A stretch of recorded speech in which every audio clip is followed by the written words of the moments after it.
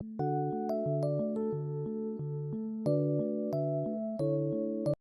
students, this side Divyansh Singh Bajwa on behalf of YouTube channel commerce lectures. तो आज हम continue करने वाले हैं अपना चैप्टर जिसका नाम है प्रोड्यूसर्स इक्विलिब्रियम। और इस चैप्टर का ये जो वीडियो है वो लास्ट पार्ट है। इसके बाद ये चैप्टर ख़त्म हो जाएगा इस वीडियो में। तो सबसे पहले हम एक इम्पॉर्टेंट कंसेप्ट को पकड़ने वाले हैं जिसका नाम है प्रॉफिट। ये शब्द आपने बहुत बारी सुना होगा अपनी डेली लाइफ में। हर बिजनेस वाला, हर बिजनेसमैन, वुमेन, जो भी कह सकते हो आप, हर कोई प्रॉफिट कमाने के लिए ही बिजनेस करते हैं, इरिस्पेक्टिव ऑफ देयर बिजनेस। मतलब कोई भी बिजनेस मतलब कोई भी बिजनेस हो सकता है। जैसे कोई एसी बनाता है, कोई टीवी बनाता है, कोई वॉशिंग मशीन बनाता है। सबका मेन मोटिव होता है प्रॉफिट कमाना। अब प्रॉफिट क्या होता है? It refers to the difference between total revenue and total cost. इसका मतलब है कि तो जो तुम्हारे प्रोडक्ट को मार्केट में बेच के जो पैसा आ रहा है वो ज़्यादा है जो तुम्हारा उस प्रोडक्ट को बनाने में खर्चा हो रहा है उससे। मान लेते हैं कंपनी है जो 5 स्टार चॉकलेट बनाती है 5 रुपये की, लेकिन उसको मार्केट में बेचती है 10 रुपये का। तो 5 रुपये हो गए इसकी टोटल कॉस्ट और 10 रुपये हो गए इसका टोटल रेवेन्यू। तो total revenue minus total cost is equal to, मतलब 10 माइनस 5 इज इक्वल टू 5, जो कि इस कंपनी का प्रॉफिट है। मतलब इसके लिए ये अमाउंट एक्स्ट्रा है उसकी कॉस्ट से। तो ये इसकी इनकम हो गई, इनकम फ्रॉम एंटरप्रेन्योरशिप। मतलब तुम बिजनेस चला के इनकम कमा रहे हो, प्रॉफिट हो गया। बहुत ईजी डेफिनेशन है, इस पर ज़्यादा चर्चा करने की ज़रूरत नहीं है। अब देखो जी, न्यूमेरिकल्स पे आते हैं। सबसे पहले तो कुछ फॉर्मूले देखो पहले क्या होते हैं। मार्जिनल कॉस्ट कैसे निकलता है? Marginal cost is equal to T C N minus T C N minus 1। Marginal cost हमारी कैसे आएगी? 50, पहले तो 8 आ जाएगा, फिर 15 माइनस 8 होता है 7, 7 आ गया। 22 माइनस 15 होता है 7, फिर 7 आ गया। 28 माइनस 22 होता है 6 आ गया। 33 माइनस 28 होता है 5 आ गया। 40 माइनस 33 होता है 7 आ गया। 48 माइनस 40 होता है हमारा 8 आ गया। तो ऐसे ही हमारी मार्जिनल कॉस्ट आराम से निकल गई, कोई दिक्कत की बात नहीं है इसमें। उसके बाद हमें ना मार्जिनल रेवेन्यू निकालने के लिए टोटल रेवेन्यू की ज़रूरत पड़ती है, क्योंकि फॉर्मूला होता है total revenue N minus total revenue N minus 1। मतलब नीचे वाले में से ऊपर वाला माइनस करना है, तब हमारा मार्जिनल रेवेन्यू आता है। देखो यहाँ पे टोटल रेवेन्यू दे नहीं रखा, मुझे निकालना पड़ेगा। सबसे पहले तो जो एवरेज रेवेन्यू होता है ना, वो प्राइस के बराबर होता है, पी, ठीक है। और आउटपुट हमारी होती है क्वांटिटी। तो टोटल रेवेन्यू क्या होता है? Price into quantity. तो निकालो, देखो 7 इंटू 1 7, 7 इंटू 2 14, 7 इंटू 3 21, 28, 35, 42, 42, 49। देखो अब इन सब के बीच में देखो पहला वाला तो सेम आ जाएगा।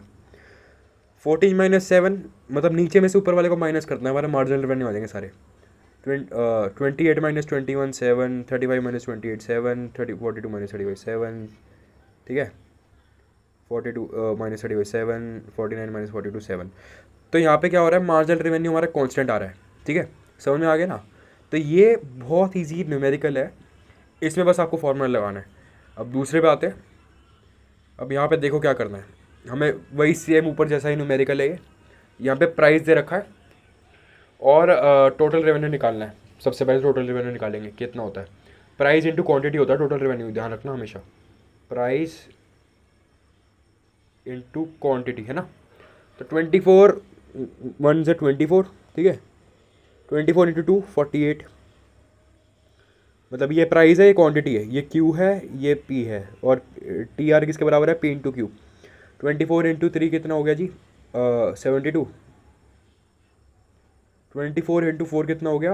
80 60 96। 24 इंटू 5 कितना हो गया? 120, है ना। 24 इंटू 6 कितना हो गया? 144।